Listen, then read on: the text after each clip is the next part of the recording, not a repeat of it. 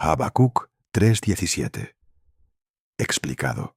La fe que sobrevive cuando Dios guarda silencio. Habacuc sabía lo que venía. No lo sospechaba. No tenía miedo de que pudiera pasar. Lo sabía con la certeza fría de alguien a quien Dios le acaba de revelar el futuro directamente. El ejército más brutal del mundo antiguo iba a arrasar su ciudad. El templo iba a caer. Sus vecinos iban a morir o iban a ser deportados en cadenas a miles de kilómetros. Todo lo que conocía iba a desaparecer. Lo sabía, con certeza. Y entonces tomó una pluma y escribió las palabras más inexplicables de todo el Antiguo Testamento. Aunque la higuera no florezca, aunque no haya frutos en las vides, aunque la cosecha del olivo falle y los campos no den sustento, aunque se lleven las ovejas y no haya vacas en los corrales, con todo, yo me alegraré en el Señor.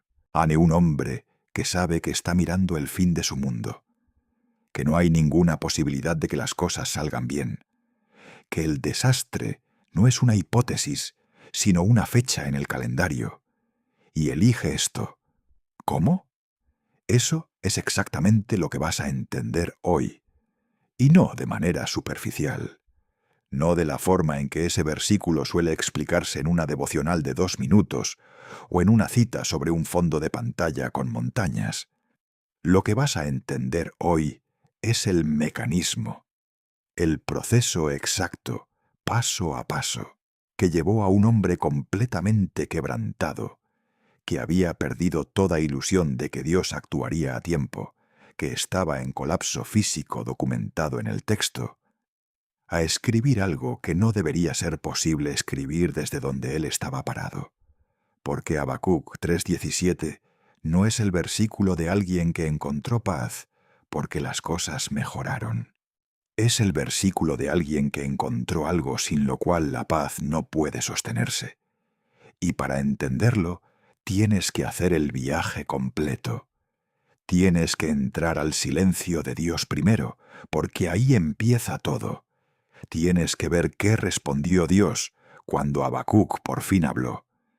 Tienes que entender por qué esa respuesta fue más difícil de procesar que el silencio que lo había llevado al límite. Y tienes que llegar al capítulo 3, sabiendo exactamente en qué estado llegó Habacuc. Porque esas 2 palabras, con todo, no pesan nada si no cargas primero todo lo que las precede. Quédate. Lo más importante de este versículo está exactamente donde nadie lo busca. Habacuc fue profeta en Judá. El período entre el 612 y el 605 a.C. La ciudad, Jerusalén. Y el mundo en que vivía era este. El rey más fiel que Judá había tenido en generaciones, Josías, había muerto de manera violenta e inexplicable en la batalla de Megido, en el año 609 a.C. Sus sucesores deshicieron en pocos años lo que Josías había construido en décadas de reforma religiosa. La corrupción había colonizado los tribunales. La violencia era el ruido de fondo de la vida cotidiana. Los ricos aplastaban a los pobres con impunidad total. Los sacerdotes usaban la religión para sostener el poder existente, no para desafiarlo.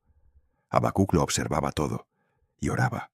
Oraba pidiendo que Dios interviniera, que actuara, que hiciera algo, y Dios guardaba silencio.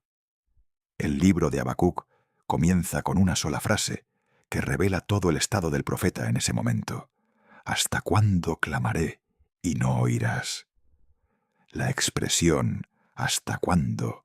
Aparece 12 veces en los salmos y en los profetas, y siempre aparece en el mismo contexto, una espera que ya ha superado el límite de lo que el corazón puede sostener con dignidad.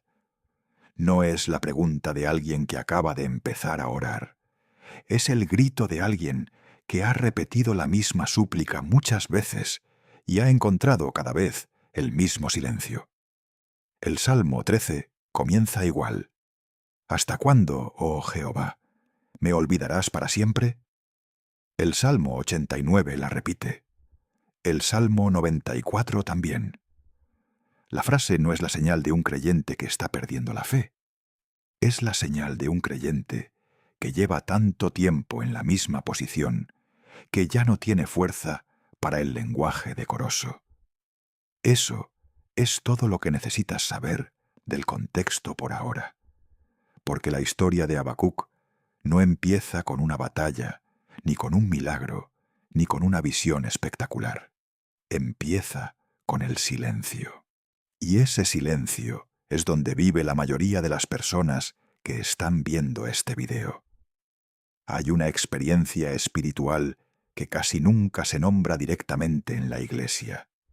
No porque no sea universal, sino porque admitirla en voz alta hace que la persona sienta que está confesando algo vergonzoso. La experiencia del silencio de Dios, no la ausencia de Dios en sentido filosófico, no el ateísmo. Algo mucho más específico y mucho más doloroso. La experiencia de creer genuinamente en Dios, de orar con honestidad, de esperar con fe y recibir como respuesta nada, ninguna señal, ningún cambio en las circunstancias que estás orando por cambiar. Solo el eco de tus propias palabras rebotando contra un cielo que parece sellado. Eso es lo que Habacuc estaba viviendo.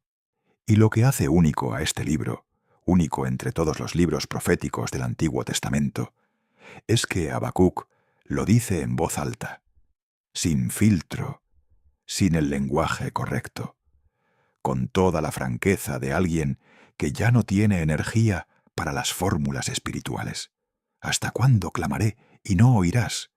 Y daré voces a ti a causa de la violencia y no salvarás. Detente en esa última frase. No salvarás. No, aún no has salvado. No tardarás en salvar. No salvarás. Presente continuo. Como si el silencio de Dios no fuera una pausa temporal, sino una característica permanente. Como si Habacuc estuviera describiendo no un momento de crisis, sino un patrón que él ya había aprendido a esperar. Y hay algo más en sus palabras que merece atención. Cuando dice, ¿por qué me haces ver iniquidad y me haces contemplar la molestia? Y no está simplemente describiendo lo que ve. Está construyendo un caso jurídico. La gramática de la queja en el hebreo original es la gramática de un fiscal presentando cargos ante un tribunal. Habacuc no está informando a Dios sobre condiciones sociales. Dios ya sabe. Habacuc lo sabe. Lo que está haciendo es algo diferente. Está acusando. Ahora te pregunto algo concreto, y quiero que lo pienses de verdad antes de seguir. ¿Cuándo fue la última vez que oraste por algo, por alguien, con toda tu honestidad, durante semanas o durante meses, y lo único que encontraste fue silencio? No un no claro que pudieras procesar. No una respuesta que no te gustara pero que pudieras aceptar. Simplemente nada. Si eso te ha pasado, estás en el mismo lugar donde empezó Habacuc. Y lo que la mayoría de creyentes hace en ese espacio es una de dos cosas. Ninguna de las dos funciona. La primera es construir la fachada. Seguir yendo a los grupos de oración con el mismo lenguaje de fe. Seguir diciendo confío en Dios, en público, mientras por dentro la certeza se erosiona lentamente, como el agua que filtra por una pared antes de que la pared ceda. No abandonar visiblemente la fe, simplemente vaciarse de ella en privado, donde nadie lo ve.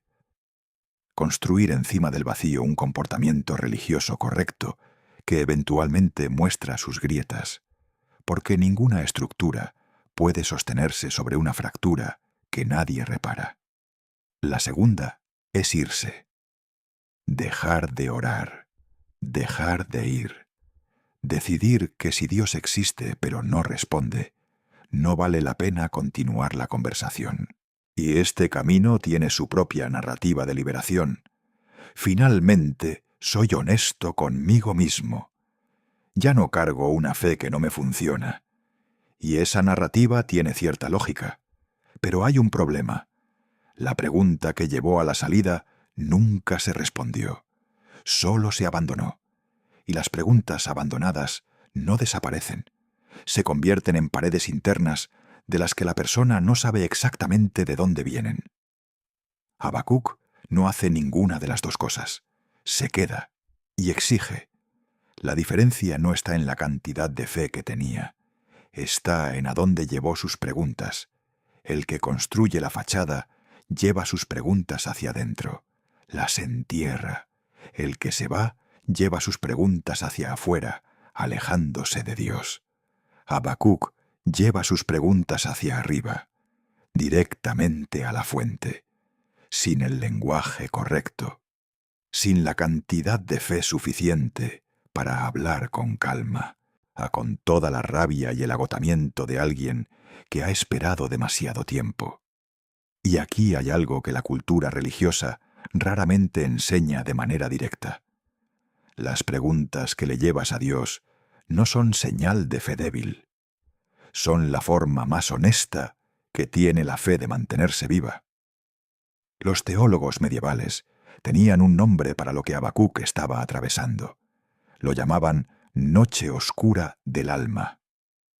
Juan de la Cruz, el místico español del siglo XVI, dedicó un libro entero a describirlo. Pero lo que Juan de la Cruz documentó desde la experiencia mística, Habacuc lo vivió desde la experiencia histórica y lo escribió 600 años antes que él. El cinismo no pregunta, se rinde. La fachada no pregunta, actúa. Solo la fe que discute sigue en conversación. Y solo quien sigue en conversación puede recibir una respuesta. Hay algo más que necesito mostrarte sobre el estado en que estaba Habacuc antes de que Dios respondiera, porque el cuadro que describe en los versículos 3 y 4 del capítulo 1 no es un análisis sociológico distante. Es el relato de alguien que ve esto todos los días y no puede apagar lo que ve. Destrucción y violencia están delante de mí, y hay quien suscita riña y contienda, por lo cual la ley es debilitada y el juicio no sale victorioso, porque el impío asedia al justo. Por eso sale torcida la justicia. El sistema legal de Judá estaba completamente pervertido. Los jueces que debían aplicar la ley de Dios con imparcialidad la torcían a favor del que más pagaba. Los pobres no tenían acceso a la justicia. Los que cometían crímenes en posición de poder salían sin consecuencias. Y los que intentaban hacer lo correcto pagaban el precio de su honestidad. ¿Te suena familiar? Porque si eres honesto, si te permites salir un momento de las respuestas espirituales automáticas y mirar el mundo en el que vives con la misma honestidad con la que Habacuc miraba el suyo, vas a encontrar muchos de los mismos elementos. Los detalles cambian. La estructura es reconocible. Habacuc observaba todo esto siendo un hombre de Dios, alguien que conocía las promesas divinas, que había depositado su confianza en el Señor, que creía genuinamente que la justicia importa y que el bien es sostenido por una realidad más profunda que las apariencias, y lo que veía a su alrededor no encajaba con nada de lo que creía. Había orado, había clamado, había esperado, y el silencio se prolongaba de una manera que se hacía insoportable. Pero entonces Dios respondió, y lo que respondió es lo que convierte el resto del libro en uno de los documentos teológicos más difíciles y más honestos que jamás se hayan escrito. Antes de revelar lo que iba a hacer, Dios hizo algo inusual. Advirtió que lo que estaba a punto de decir iba a ser difícil de creer. Mirad entre las naciones y ved, asombraos, porque haré una obra en vuestros días, que aun cuando se os contare, no la creeréis. Piensa en lo que eso significa viniendo de Dios directamente. Cuando alguien que conoces bien te dice, lo que te voy a decir va a ser difícil de escuchar, algo se activa en ti. Una alerta, una preparación instintiva. Cuando Dios mismo dice, lo que voy a hacer va a ser imposible de creer para quien lo escuche, no es señal de que algo salió mal. Es señal de que lo que viene supera completamente los límites de lo que Habacuc podría haber anticipado. Y entonces reveló el instrumento, los caldeos, los babilonios. Dios iba a levantar el imperio babilónico para ejecutar juicios sobre Judá. Necesito que dejes aterrizar lo que eso significaba en el año 605 antes de Cristo. Porque si no entiendes quiénes eran los babilonios en ese momento histórico específico, no puedes entender la magnitud de lo que Habacuc acababa de escuchar. Los babilonios no eran simplemente una potencia militar, eran conocidos en todo el mundo antiguo por un nivel de crueldad sistemática, sin paralelo en esa época. En el año 612 antes de Cristo, apenas unos años antes de que Habacuc escribiera, los babilonios bajo el rey Nabopolassar, junto a los medos, habían destruido Nínive, la capital del imperio asirio. El mismo imperio asirio que durante siglos había sido el estándar de referencia para la brutalidad militar. Los babilonios lo derrumbaron de manera tan definitiva que Nínive nunca se recuperó. Y lo hicieron a tal velocidad que el profeta Nahum, que había anunciado la caída de Nínive años antes, probablemente aún estaba vivo para verla. En el año 605 antes de Cristo, exactamente el período en que Habacuc escribió, el ejército babilónico de Nabucodonosor II aplastó al ejército egipcio de Necao, segundo en la batalla de Carquemis, en el norte de Siria. Esa batalla fue el punto de inflexión. A partir de ese momento, Babilonia era la potencia dominante, indiscutida del mundo antiguo, y Judá quedaba directamente en su ruta de expansión. Su política de conquista tenía un componente que la hacía particularmente devastadora, o no solo físicamente, sino psicológicamente: la deportación masiva. No mataban a todos, hacían algo más calculado. Arrancaban a las personas de sus tierras, de sus familias, de sus comunidades, y las trasladaban a trabajar en las ciudades babilónicas a miles de kilómetros de distancia. El objetivo era destruir no solo el cuerpo, sino la identidad. Una persona arrancada de su tierra, de su templo, de sus costumbres, de su idioma cotidiano, perdía no solo el presente, perdía el pasado que le daba sentido al presente. El texto de Habacuc describe el avance babilónico con una serie de imágenes que son, en términos literarios, algunas de las más aterradoras de todo el canon bíblico. Sus caballos, más veloces que leopardos y más feroces que lobos nocturnos, y sus jinetes se multiplican. Vendrán de lejos y volarán como águila que se apresura a devorar. No como soldados individuales con motivaciones y miedos, como una fuerza de la naturaleza, como el viento del este que no negocia con los obstáculos que encuentra. Y lo más perturbador del retrato que Dios mismo hace de ellos: su fuerza es su Dios. No adoraban a ninguna deidad separada de su capacidad destructiva. El poder era la religión. La capacidad de conquistar y humillar era el centro de su identidad espiritual. Ese era el instrumento que Dios decía que levantaría. Habacuc lo escuchó y procesó lo que acababa de recibir. Había clamado porque había demasiada injusticia en Judá. Había pedido que Dios interviniera. Y Dios iba a usar a una nación infinitamente más injusta para corregir esa injusticia. Era como si alguien orara pidiendo que se acabara la corrupción en su ciudad. Y la respuesta divina fuera que iba a llegar un régimen mucho más corrupto y mucho más violento a poner orden. No era la respuesta que ningún israelita habría podido anticipar. Pero lo que convierte esto en un dilema teológico de profundidad real no es el mero escándalo de los métodos. Es lo que Habacuc dice a continuación. ¿No eres tú desde el principio, oh Jehová, Dios mío, santo mío? Muy limpio eres de ojos para ver el mal. No puedes ver el agravio. ¿Por qué ves a los menospreciadores y callas cuando destruye el impío al más justo que él? Mira la estructura de esa queja. Habacuc comienza afirmando lo que sabe sobre Dios. Eterno, santo, roca, demasiado puro para contemplar el mal. No está atacando a Dios. Está construyendo el caso jurídico, usando las propias credenciales de Dios como evidencia de la contradicción.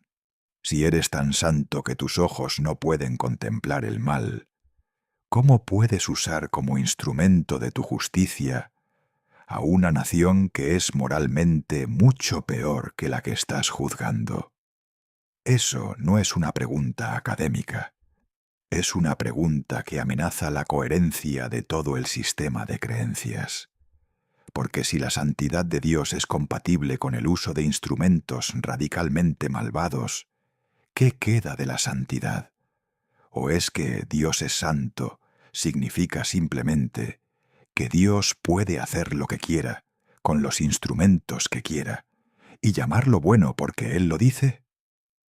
Para entender por qué Dios respondería esto, necesitas entender algo sobre la manera en que la Biblia presenta la soberanía divina sobre la historia. La Biblia no enseña que Dios solo puede usar para sus propósitos a personas o naciones que ya son buenas o que lo reconocen. Enseña que Dios es soberano sobre toda la historia, incluyendo las naciones que no lo conocen y los sistemas que funcionan de manera opuesta a los valores que Él ha revelado. Hay una diferencia enorme entre usar algo y aprobarlo, entre permitir que algo opere y ser cómplice de ese algo. Cuando un cirujano opera a alguien, usa un bisturí para cortar tejido. El bisturí no sabe que está siendo usado para curar. No tiene buenas intenciones. La intención está enteramente en manos del cirujano, no en la herramienta. Y si alguien que no entiende el proceso médico entrara en la sala de operaciones y viera al médico cortando, podría concluir que el médico está causando daño. Desde fuera, sin la perspectiva completa, es difícil distinguir entre la incisión que sana y la herida que destruye. Habacuc miraba desde fuera, y lo que veía parecía daño puro. Pero Dios estaba operando, y la ira de los babilonios, sin que ellos lo supieran, estaba siendo usada como instrumento en manos de quien sí conocía el propósito final. Eso no hace que el sufrimiento sea trivial, no lo minimiza, pero sí lo ubica dentro de una narrativa más grande que el dolor inmediato. Lo que nos descoloca no es que Dios ignore la injusticia, sino que su manera de gobernar expone lo limitada que es la perspectiva humana cuando intenta anticipar los métodos divinos. Habacuc no podía procesar eso todavía, y lo que hace a continuación es una de las demostraciones más honestas de integridad espiritual que existe. Luego usa una imagen para describir lo que los babilonios hacían con las naciones que conquistaban. Una imagen que no pierde su impacto después de 2600 años. ¿Por qué haces que los hombres sean como los peces del mar, como reptiles que no tienen quien los gobierne? Sacó a todos con anzuelo, los prendió en su red, los reunió en su malla. Por eso se regocijará y se alegrará. ¿Vaciará por eso su red y no tendrá piedad de aniquilar naciones continuamente? Los babilonios trataban a las naciones como un pescador trata a los peces, sin valor individual, solo como recursos para ser capturados, procesados, explotados. La red babilónica no discriminaba, no distinguía entre el justo y el injusto, entre el anciano y el niño, entre el devoto y el idólatra. Todos cabían en la misma red. Y lo que Habacuc no puede soportar no es solo la crueldad del sistema, es que el pescador se alegra de ello, que la destrucción masiva no era para ellos un mal necesario, sino una fuente de celebración. ¿Va a seguir Dios usando a estos pescadores indefinidamente? ¿Cuántas redes más van a vaciarse antes de que el instrumento encuentre un límite? Habacuc no tiene la respuesta, y no pretende tenerla. No trata de resolver la tensión de manera artificial. No elige un lado del dilema y descarta el otro. Sostiene las dos verdades en tensión, aunque no pueda reconciliarlas, y luego hace algo que requiere una valentía espiritual considerable. Sube a su torre de vigilancia. Sobre mi guarda estaré, y sobre la fortaleza afirmaré el pie, y velaré para ver lo que se me dirá, y qué he de responder tocante a mi queja. Detente en esa imagen, porque es una de las más poderosas del Antiguo Testamento. Un centinela en el mundo antiguo tenía una función muy específica. No era un estratega, no era un comandante, y su trabajo era uno: mantenerse despierto cuando todo a su alrededor invitaba al sueño. Fijar la mirada en el horizonte cuando no había nada visible todavía.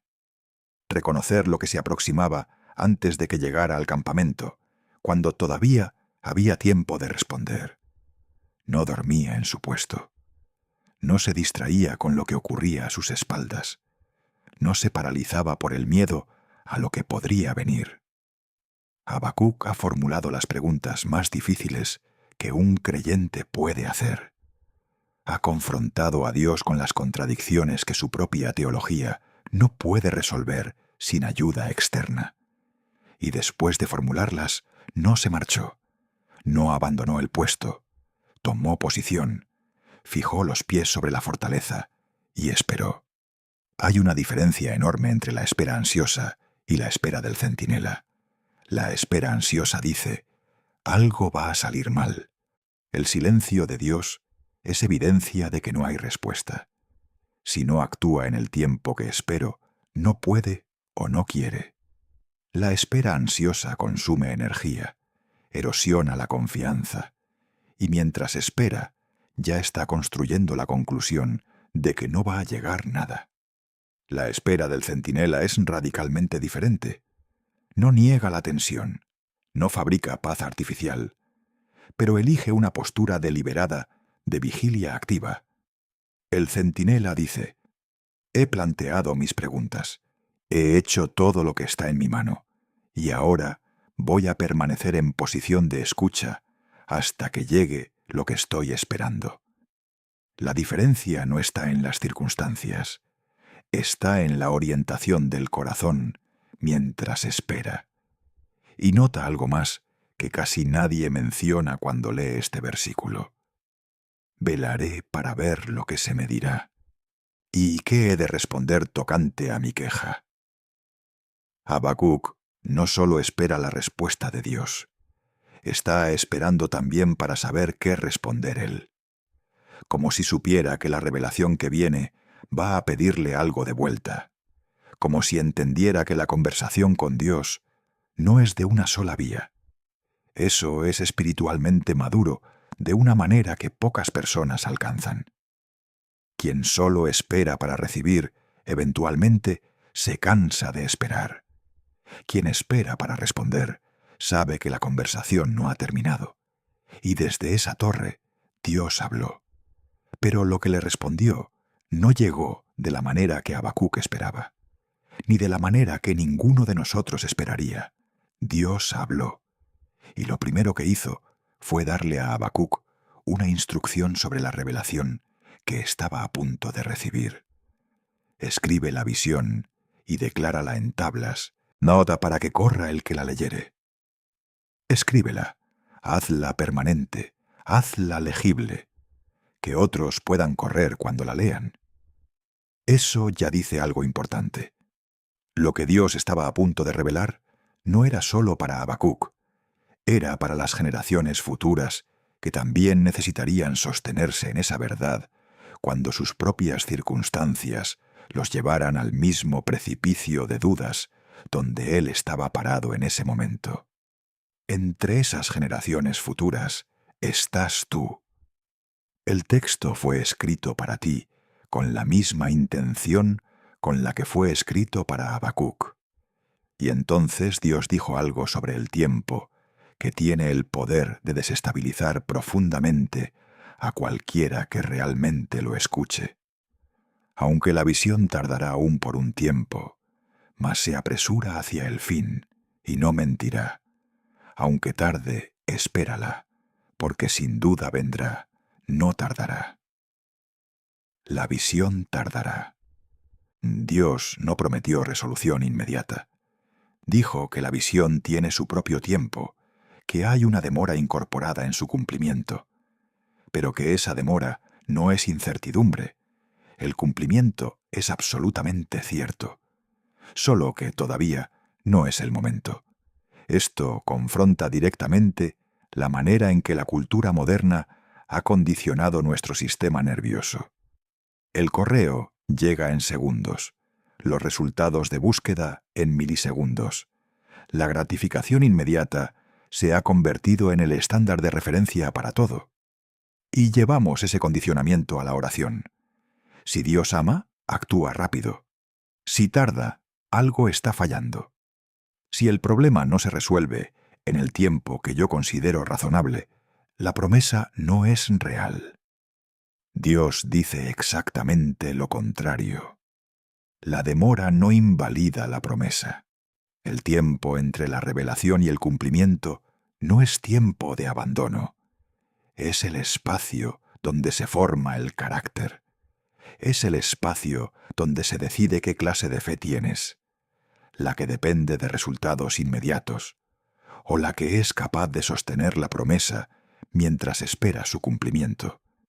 Y luego llegó el versículo que Pablo citó 3 veces en el Nuevo Testamento, que Martín Lutero leyó en una celda de monasterio en Wittenberg a principios del siglo XVI y que desató la Reforma protestante, que John Wesley escuchó en la capilla de la calle Aldersgate en Londres en mayo de 1738 y que lo llevó a escribir que su corazón se calentó de una manera extraña, que el autor de la carta a los hebreos usó para animar a una comunidad de creyentes que consideraba abandonar la fe ante la presión de la persecución romana.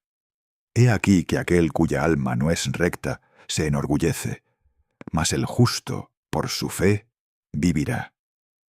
Habacuc 2:4. 4 palabras en hebreo. Tzadik be'emunato yiyeye. La mayoría de las personas que conocen este versículo no han visto lo que está dentro de la palabra, que se traduce como fe.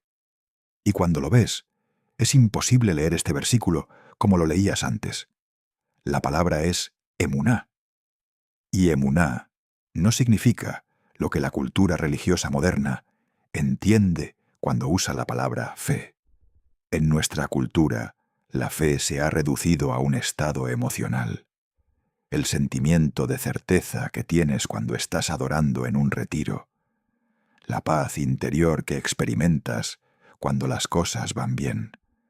El entusiasmo espiritual de los momentos de cima. Y cuando ese sentimiento desaparece, cuando la paz no está, cuando el entusiasmo se va, se concluye que se perdió la fe. Emuná no es ninguna de esas cosas.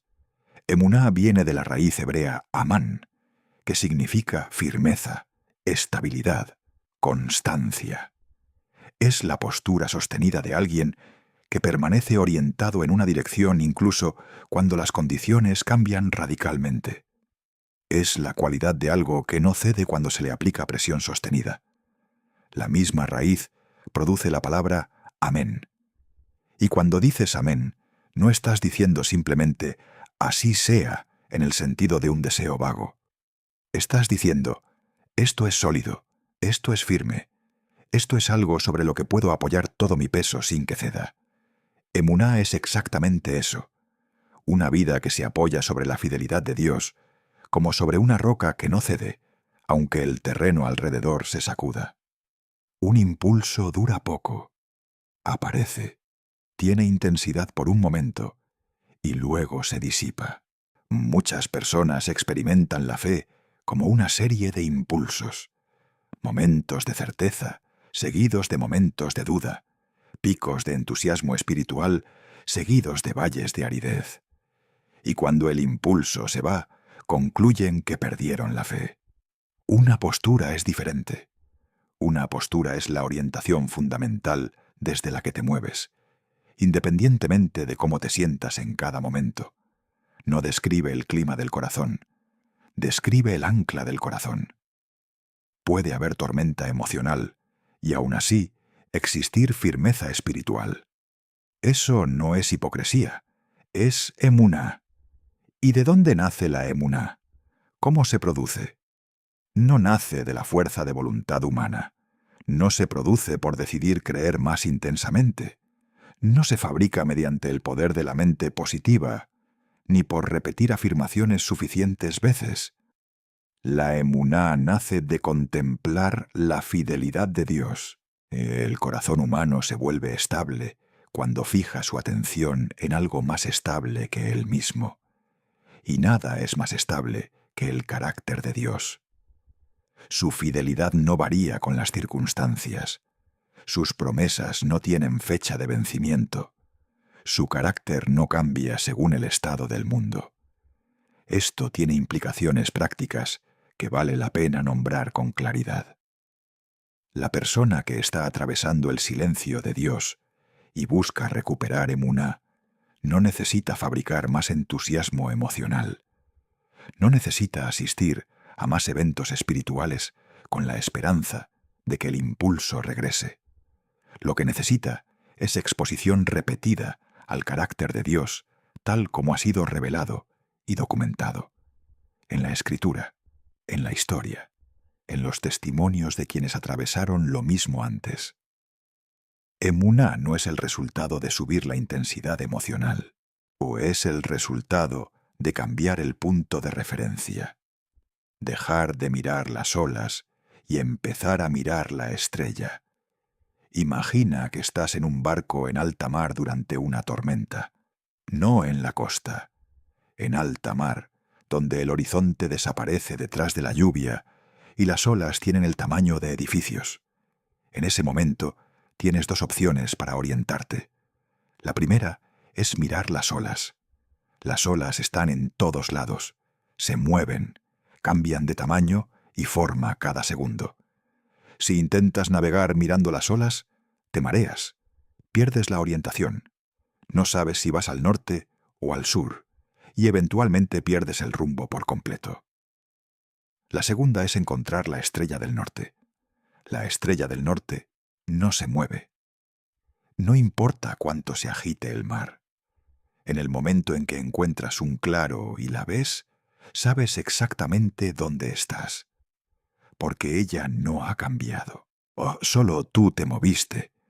Emuná es la decisión de navegar mirando la estrella, no las olas. No niega las olas.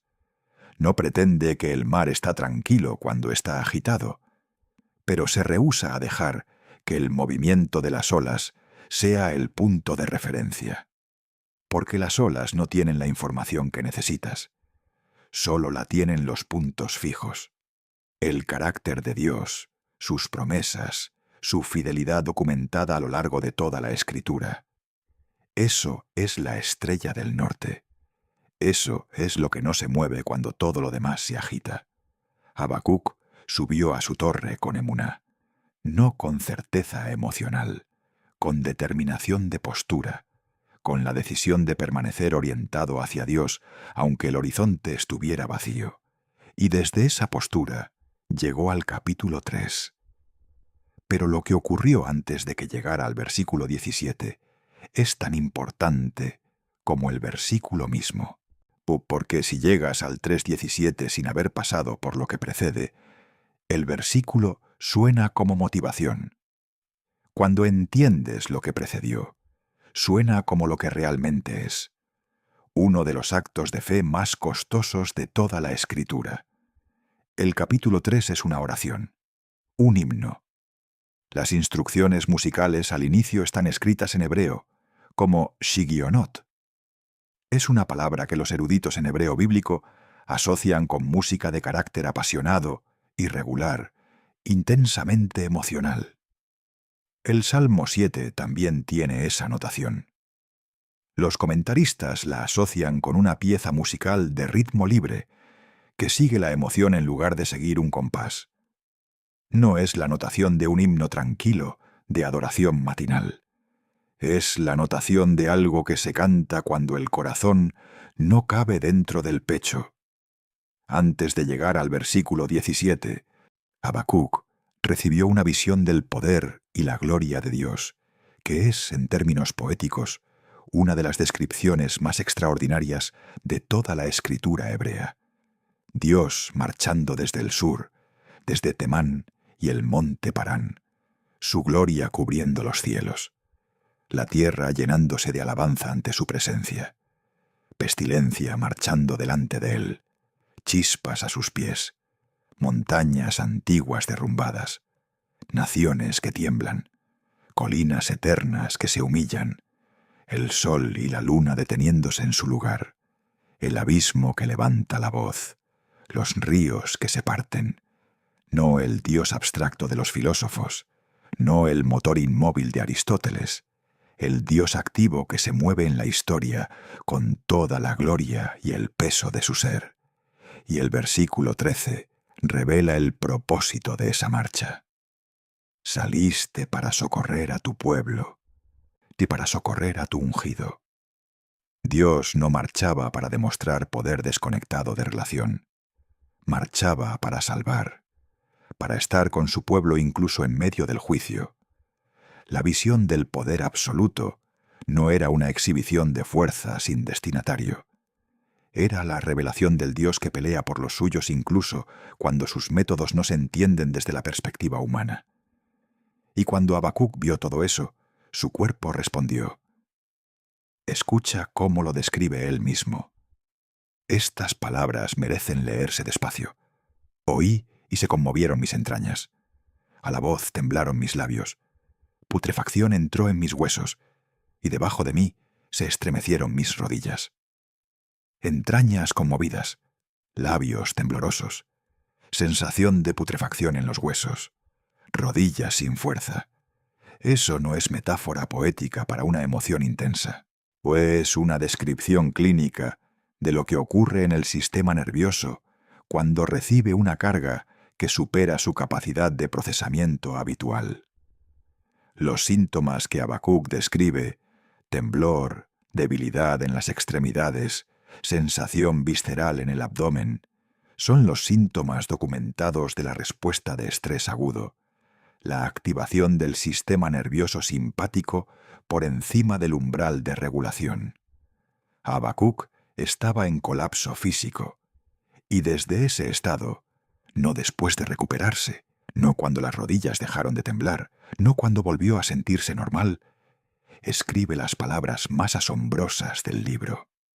Con todo, yo me alegraré en Jehová, y me gozaré en el Dios de mi salvación.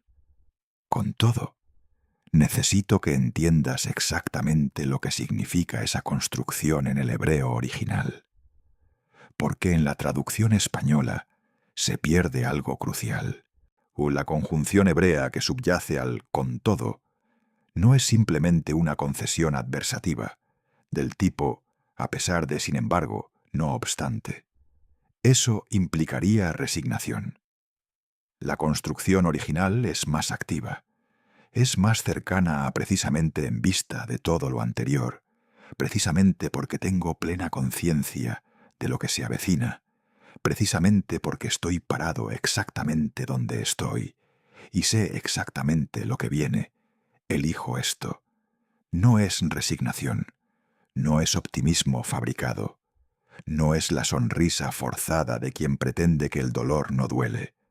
Es la decisión más costosa que existe, la de orientar el centro de tu vida hacia Dios, no cuando las circunstancias lo hacen fácil, sino cuando las circunstancias hacen que sea lo más difícil que podrías hacer. Y ahora necesito hablarte de lo que viene después del con todo. Porque lo que Habacuc enumera no es una lista genérica de problemas abstractos. Es un retrato económico exacto, históricamente preciso, de la ruina total. Aunque la higuera no florezca, ni en las vides haya frutos, aunque falle la cosecha del olivo, y los labrados no den sustento, aunque las ovejas sean quitadas de la majada, y no haya vacas en los corrales. Para entender el peso de estas palabras, necesitas entender la economía del Mediterráneo oriental en el siglo VII antes de Cristo. Porque si lees este versículo como si estuviera describiendo dificultades agrícolas genéricas, te pierdes casi todo lo que Habacuc está diciendo. La higuera, la vid y el olivo no eran simplemente alimentos, eran los tres pilares fundamentales de toda la economía agraria del levante mediterráneo. Sin estos tres cultivos, no había economía viable, o no había comercio de exportación, no había excedente para los años difíciles, no había futuro medible. Pero hay algo más específico que casi nadie menciona cuando cita este versículo. Una higuera nueva tardaba entre 3 y 7 años en dar frutos de manera consistente. Un olivar nuevo tardaba entre 15 y 20 años. 20 años de trabajo, de cuidado, de riego constante, antes de que el árbol comenzara a producir con regularidad. Detente en ese número. Los árboles de olivo que rodeaban las aldeas de Judá en tiempos de Habacuc habían sido plantados por los padres de sus vecinos, quizás por sus abuelos. Eran la marca visible de la continuidad generacional, el patrimonio que pasaba de padre a hijo como la tierra misma. La prueba visible de que hubo personas antes que tú que trabajaron sin ver el resultado completo, confiando en que alguien después de ellos lo vería. Cuando Habacuc describe el fracaso del olivar, no está describiendo una mala temporada que se recupera al año siguiente. Está describiendo la pérdida de décadas de trabajo acumulado, la destrucción de lo que tardó una vida humana entera en construirse. No es una crisis económica de corto plazo. Es el derrumbe del sistema generacional de transmisión de riqueza y estabilidad. La vid era similar en su significado. Plantar una viña en el mundo antiguo era declarar la intención de quedarse. Era apostar que tendrías un futuro en ese lugar. La imagen bíblica recurrente de sentarse bajo su parra y bajo su higuera no era decorativa. Era la imagen de alguien que había construido algo lo suficientemente estable como para descansar sobre ello. Y el ganado completa el cuadro de manera devastadora. En una economía sin dinero en el sentido moderno, las ovejas y las vacas eran el banco, el seguro de vida, el fondo de emergencia, el equivalente de todo el capital líquido de una familia. Una familia con ganado tenía opciones en la crisis. Una familia sin ganado estaba a merced de los ciclos naturales sin ningún amortiguador. Y nota el lenguaje que usa Habacuc: las ovejas quitadas de la majada. En el hebreo, el verbo implica sustracción por la fuerza. No enfermedad, no descuido. Sustracción violenta. Lo que Habacuc ya sabe que viene.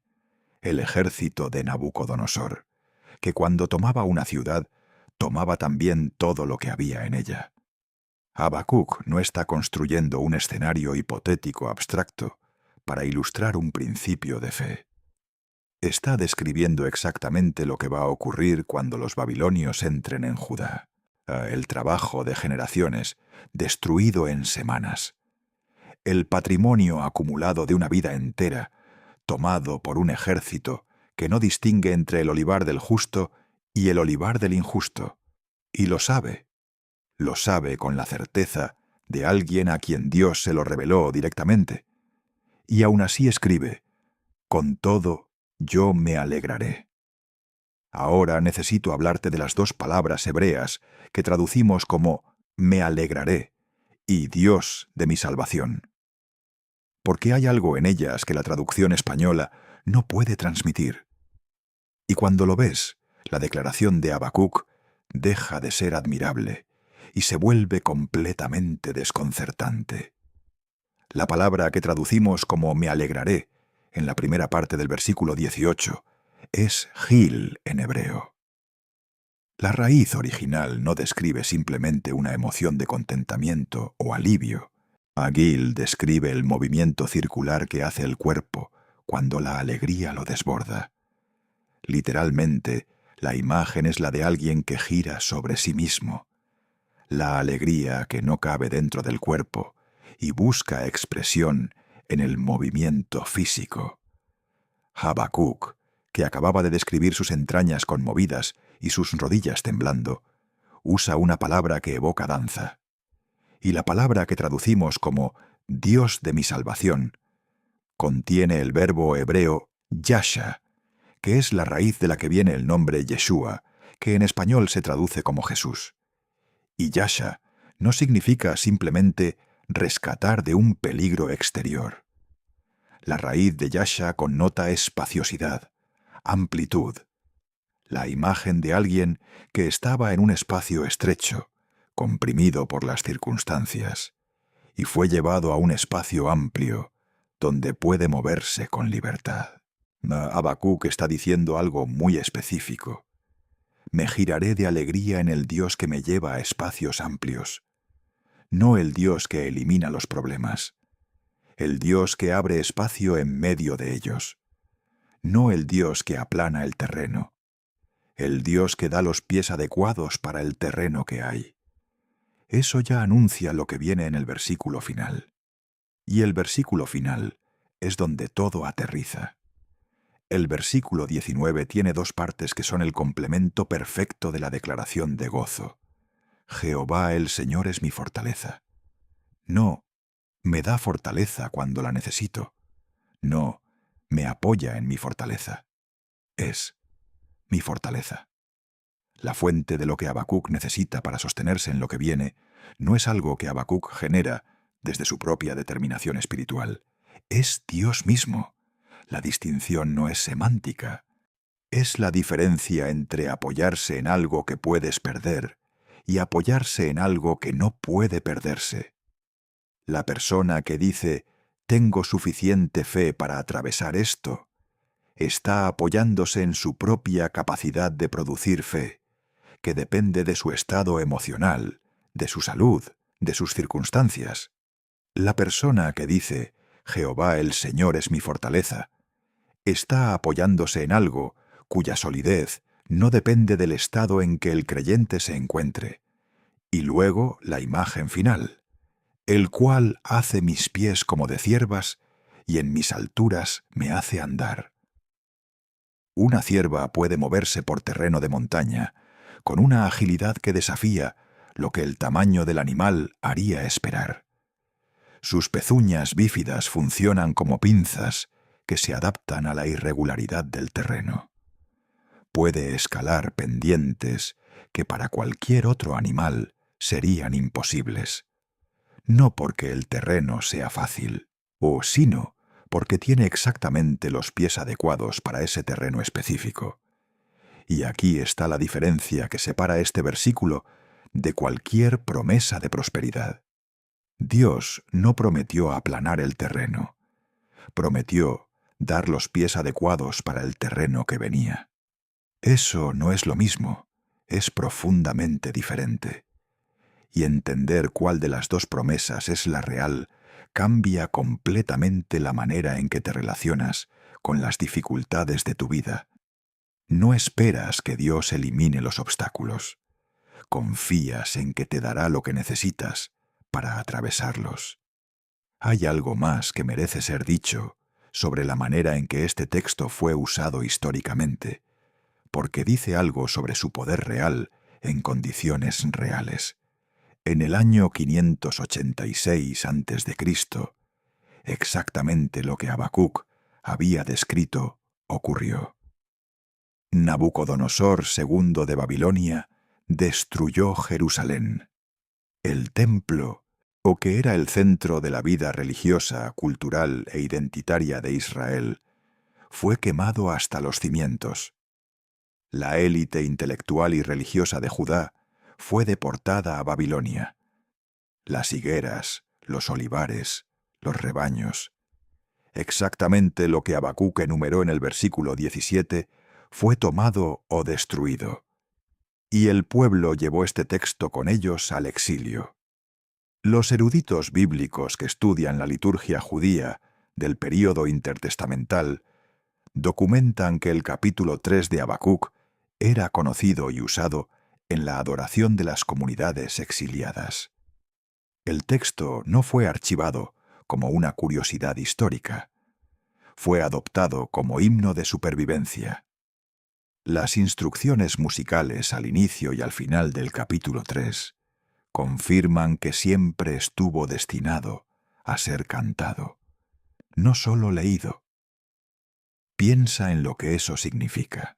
A ti las personas que habían vivido exactamente lo que Habacuc describió, que habían visto sus olivares destruidos y sus ganados arrebatados y sus familias deportadas, cantaban este texto, no a pesar de lo que decía, precisamente porque decía exactamente lo que ellos estaban viviendo.